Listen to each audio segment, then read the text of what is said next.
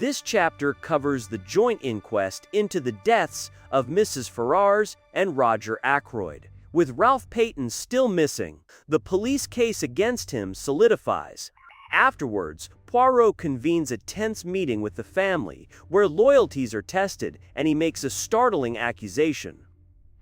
I do not propose to give the inquest proceedings in detail. By arrangement with the police, very little was allowed to come out. Afterwards, Poirot and I had a few words with Inspector Raglan. It looks bad, Mr. Poirot. I'm a local man, and I'm not wanting him to be the guilty one. But it's bad whichever way you look at it. If he's innocent, why doesn't he come forward? We've got evidence, but it's just possible it could be explained away. Then why doesn't he give an explanation? I can't find anyone who saw him at the station that night, and you'd think somebody would have noticed him. There's no news from Liverpool either. You think he went to Liverpool? Well, it's on the cards. That telephone message, just 3 minutes before the Liverpool Express left, there ought to be something in that. Unless it was deliberately intended to throw you off the scent. That's an idea. Do you really think that's the explanation? My friend, I do not know, but I will tell you this. I believe that when we find the explanation of that telephone call, we shall find the explanation of the murder. I must confess, I think you harp on it a little too much. We've better clues than that. The fingerprints on the dagger, for instance. L'inspecteur, beware of the blind alley, the little street that leads nowhere. So it may be with those fingerprints.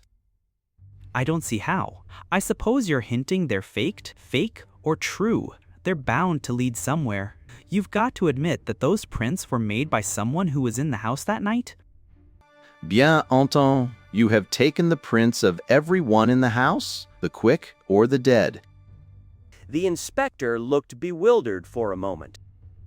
I am suggesting that the fingerprints on the dagger handle are those of Mr. Ackroyd himself. The murderer wore gloves. After the blow was struck, he picked up the victim's hand and closed it round the dagger handle. But why? To make a confusing case even more confusing. After the inspector left, Poirot turned to me.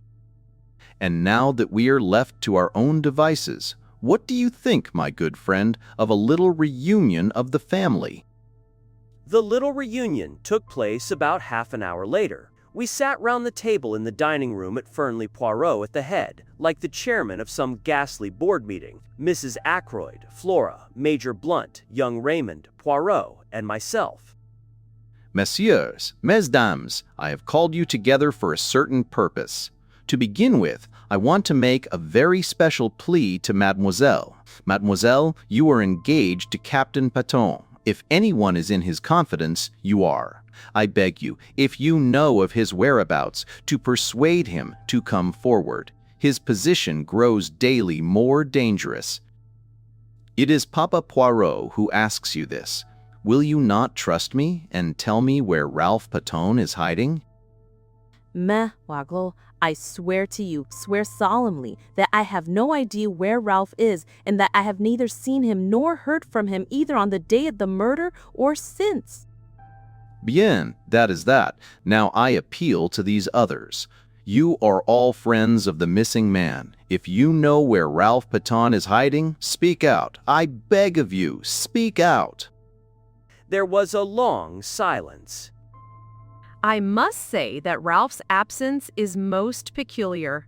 I can't help thinking, Flora dear, that it was a very fortunate thing your engagement was never formally announced.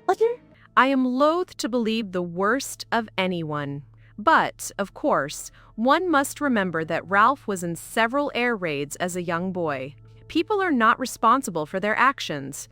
They lose control, you know. Mother, you don't think Ralph did it? I am thankful Flora's engagement was never announced formally. It will be tomorrow. Will you send the announcement to the Morning Post and the Times, please, Mr. Raymond? If you are sure that it is wise, Miss Ackroyd. You understand? What else can I do? As things are, I must stand by Ralph. Don't you see that I must? She's doing the right thing. I'll stand by her through thick and thin. Thank you, Major Blunt. Mademoiselle, will you not misunderstand me if I ask you, most solemnly, to postpone the announcement you speak of for at least 2 days more? I ask it in Ralph Peyton's interests. You put the case into my hands. You must not hamper me now. I do not like it, but I will do what you say. And now, messieurs et mesdames, I will continue. Understand this. I mean to arrive at the truth. The truth, however ugly, is always curious and beautiful to the seeker. But Hercule Poirot does not end with a failure. Messieurs et mesdames, I tell you, I need to know. And I shall know, in spite of you all. How do you mean, in spite of us all? But just that, monsieur. Every one of you in this room is concealing something from me. Yes, I know what I am saying. Each one of you has something to hide. Come now, am I right? His glance, challenging and accusing, swept round the table, and every pair of eyes dropped before his. Yes, mine as well. I am answered. I appeal to you all. Tell me the truth, the whole truth. Will no one speak? A short, sharp laugh echoes slightly. C'est dommage. And he went out.